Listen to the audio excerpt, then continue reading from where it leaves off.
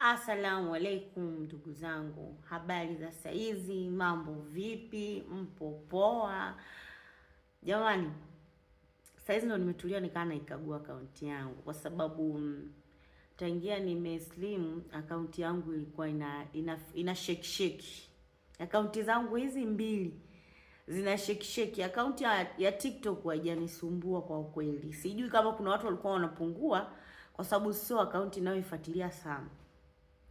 Akaunti yangu ya Instagram pale penye ile engagement, sijui pale penye nini, sijui pale ambapo panasomaga watu wanaokufuatilia. Kabla sijatangaza nilifikisha milioni 10 waliokuwa wananifuatilia, ila followers walikuwa wachache. Baadaye ikaenda nikajikuta na wale wanaonifuatilia milioni 7. Baada sasa ya kutangaza kipindi hicho na nimetangaza kwamba nimeslim, walifika mpaka milioni 7 pale.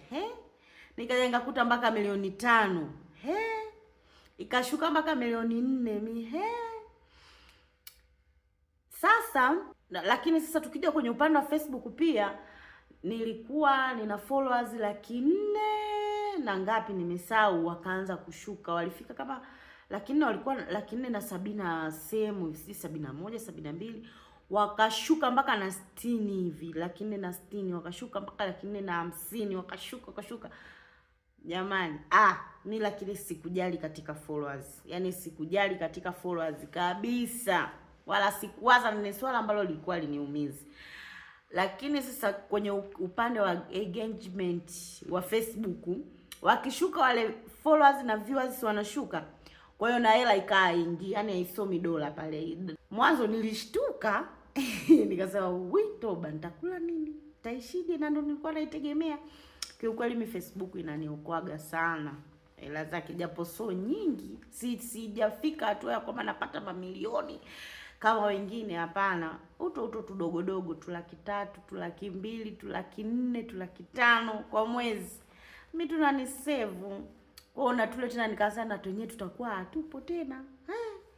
Sikujali, sikuumiza kichwa mara mbili, kwa sababu nilijikuta moyo wangu ushalizika na ninachokifanya na maamuzi yangu. Lakini pia watu wamenishika mkono sana. Yaani nilikuwa hadi natoa, yaani hadi mawazo kwamba mimi nitaishije sijui nini yalitoka, kwa sababu sadaka za watu zilikuwa zinanisupport sana. Sasa basi, kwa kwenye issue ya mitandao nikasema potelea pote. Mbona kama Mwenyezi Mungu ananinyima hii ya huku, lakini ya huku naipata.